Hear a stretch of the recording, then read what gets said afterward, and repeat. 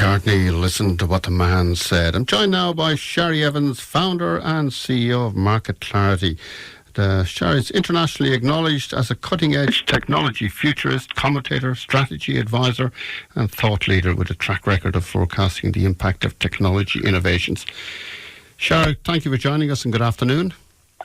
Hello, Brian. Now, could you explain that to me in English, please?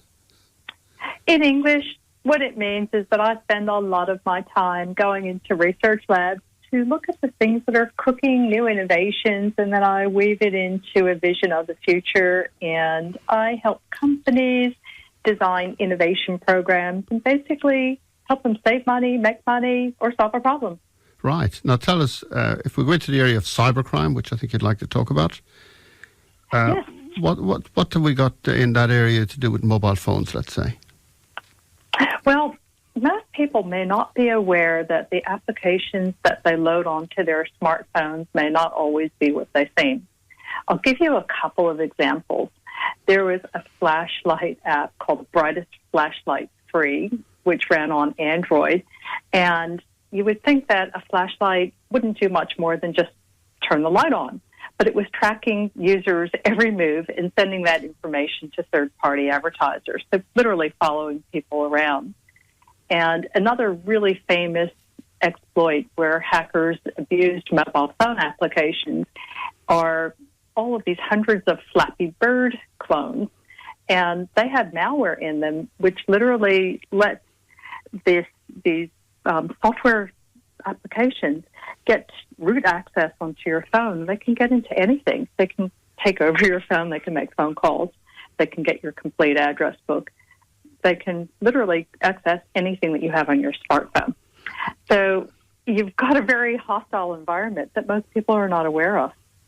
So those type of malware, they could track maybe passwords and that as you logged into banks? Oh, absolutely. And if you think about what's happening with banking applications, there's a big push to put things like PayPal directly on your phone. You know, put all of your information in digital wallets. And if you're not careful what else you might have on your phone, you could find yourself in financial strife or maybe even have your identity stolen. Now, a lot of people use PayPal. What's the best way to keep that safe? Oh, not PayPal. I was talking about PayPass. That's where you're using near-field communications and you're waving your credit card over a terminal, and it's not requiring a PIN or any other access to pay.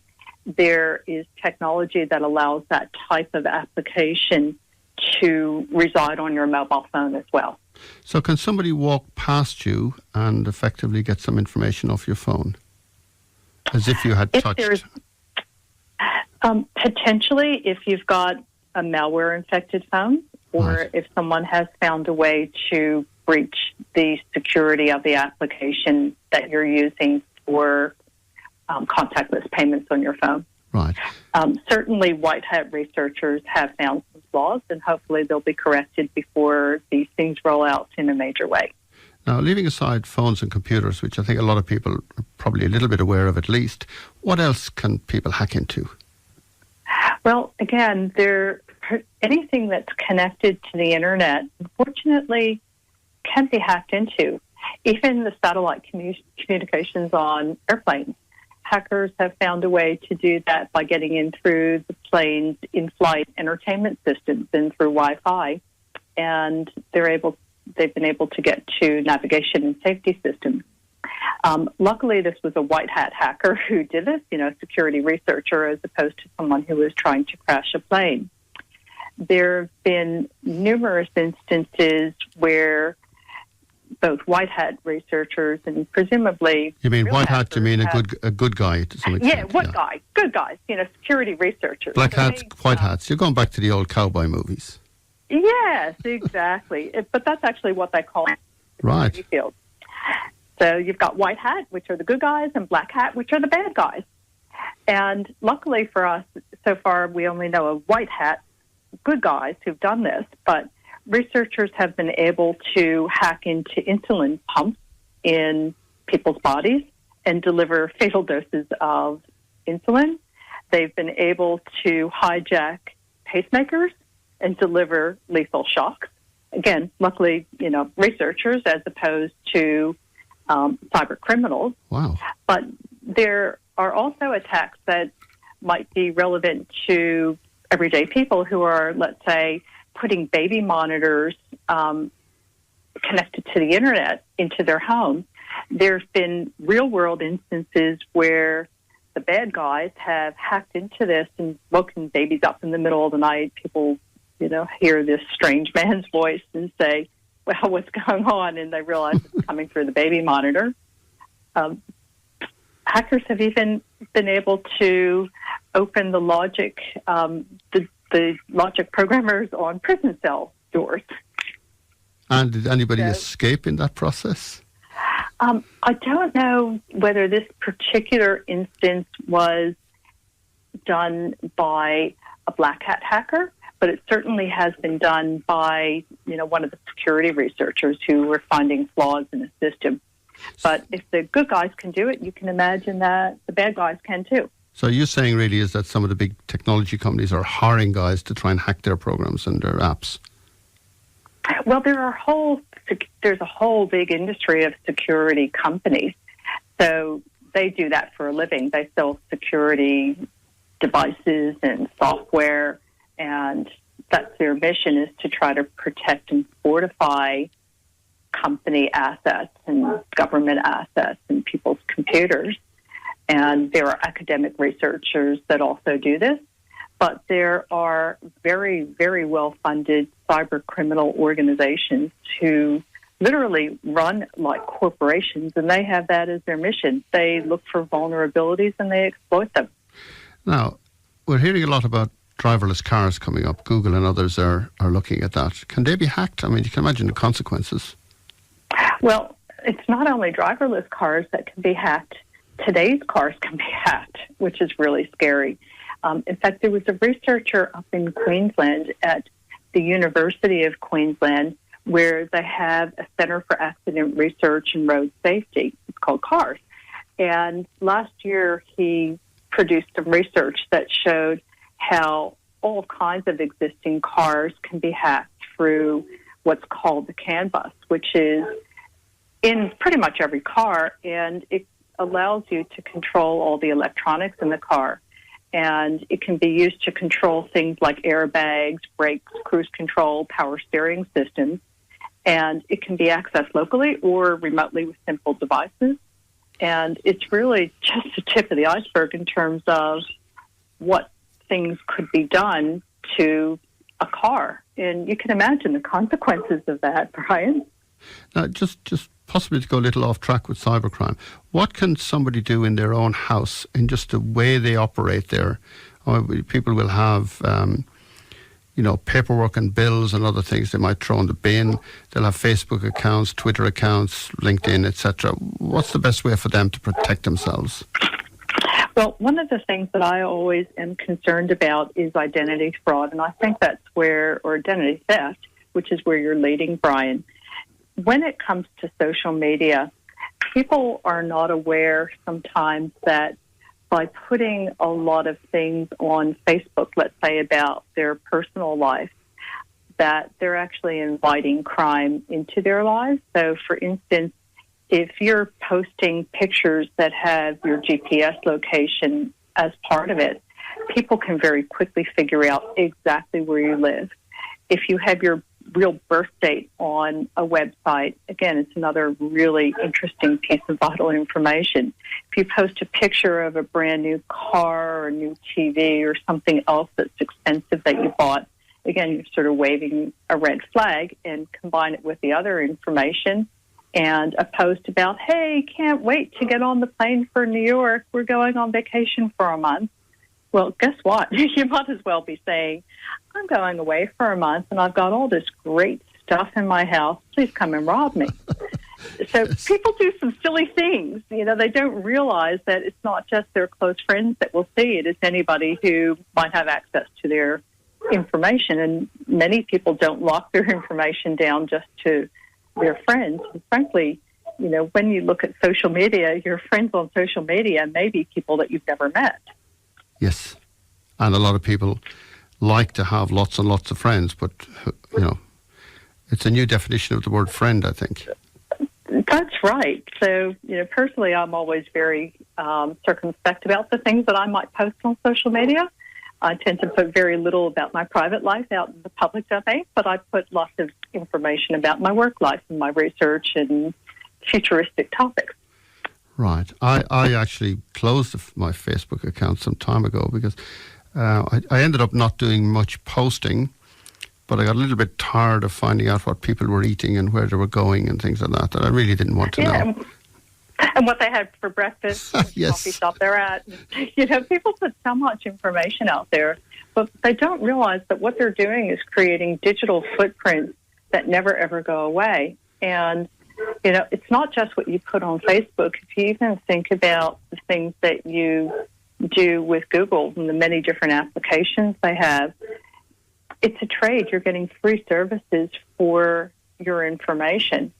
But if someone were to, let's say, get access to your applications or your logins and be able to put that together, they could develop a very comprehensive picture of your daily activities, who you talk to, all of your contacts, maybe your calendar. If you have IoT devices in your house, like the Nest device that Google owns, that company, where it's a smart device with artificial intelligence, and it learns about your family's patterns. It might, people can have access to that kind of information as well. So there's a lot of potential harm that can come from someone getting access to all of the things that social media networks know about you. To me, sometimes, it's certainly some years ago, you'd hear a story that when there was a funeral on, a house would get robbed because they knew everyone was out. Anything similar happening when people are they watching social media and say, well, that couple's out, so there's nobody in their house, etc.? I'm sure it does. Yeah. So people, I suppose, need to be careful, don't they? Particularly where they are, what they're doing, etc. Absolutely. And it's going to get even crazier in the future with the kinds of technology that's being developed. Augmented reality is this really interesting technology. Think of Google Glass. Have you heard of that, Brian? Google Glass, yes. In concept? Yes. Yeah. So you're wearing these smart glasses, and it's got a camera on it, and you can see in your vision superimposed, maybe navigation directions. But you can also take videos and do other things. Now, imagine that somebody's walking down the street, and they have these kinds of glasses on, and the cameras in technology are getting better and better. They're able to do facial recognition. So somebody comes up to you and says, "Hi, Brian," but you've never actually met them before, but they've matched your face through facial recognition with your social media profile, and they're pulling out information that they're seeing in real time. And basically what they're doing is social engineering, and suddenly you think it's somebody that you ought to know, and you tell them things that you wouldn't tell a complete stranger. Right. I think that's another vector for identity crime in the future as well, where people will literally be tricked into thinking they know someone and start chatting about things they shouldn't. An old school friend or something you haven't met in 20 years, etc. Yeah, and you're like, oh gosh, I can't remember that guy's face. I know I should remember, and he knows all the stuff about me. He's got to be the real deal. But really, not at all. What should people do? What's their best attitude to all of this? Well, when it comes to things like social engineering, you don't really need high tech to do it. I mean, con people have been doing that for years. So I think you just need to have a sense of street smart.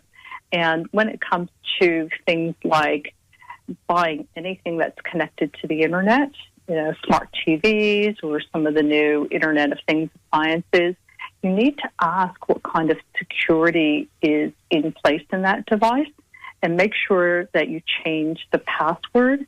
Do not leave the default password on, because that's asking for somebody to hack into it. You're just making it so easy by not changing that password.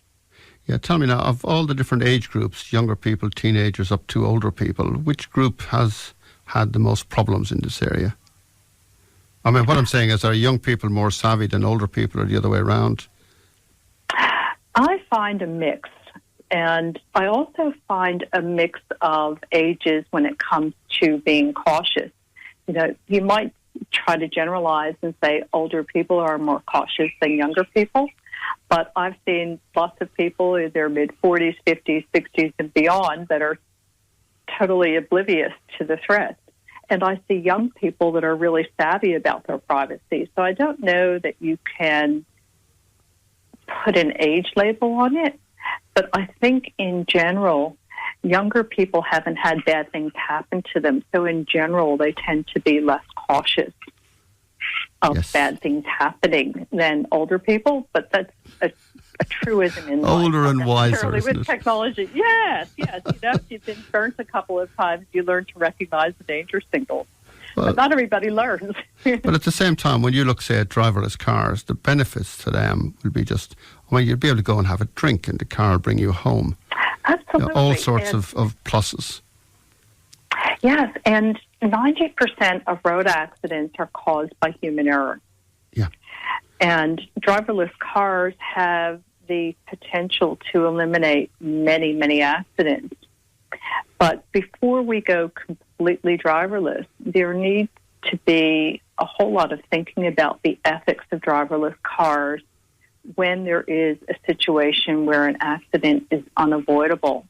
So let's say you've got a car moving at a fairly high speed, you know, above 60K, 70K, 80K, and somebody trips onto the road or does something unexpected. Does the car hit the person, or do they slam on the brakes, maybe causing a pileup? Who gets to make those decisions? And they're hard decisions when no matter what you can see or what's programmed into the car, and somebody is going to get I've hurt. read as well that they have problems in things like this, thunderstorms and that type of thing as well. Oh, I haven't heard about problems in thunderstorms. I wasn't sure why, but I heard it was thunderstorms and strong gales and the likes can cause problems. Yeah, I think it would depend on the types and numbers of sensors on the car. But where I think we'll see driverless cars come in first will be in what I would call an autopilot feature. Just like you've got cruise control on your car. Right. They started to come into top-end models first. Even as far as 5 years ago, we've had some of the top-end cars that are able to do auto parking. That's actually a robot driving the car. Okay. There are tests already happening in Australia next month. In Adelaide, where they'll be closing a highway for a period of time for a driverless car trial. And they want to see how well, it's Volvo that's doing it, they want to see how well the autopilot mode works in Australian conditions, because we have different wildlife and, you know, you want to test these things around the world. So I think what we'll see is that we'll have autopilot features that we're allowed to use on certain highways first, and then gradually we'll get down to secondary roads and then smaller streets. Shara, thank you very much. It's been very interesting, and there's very exciting times ahead. Thank you so very much, and I appreciate you taking me onto your program. Have a terrific weekend. Cheers. Everyone loves a sausage sizzle. So come and enjoy one while strolling through the magical gardens.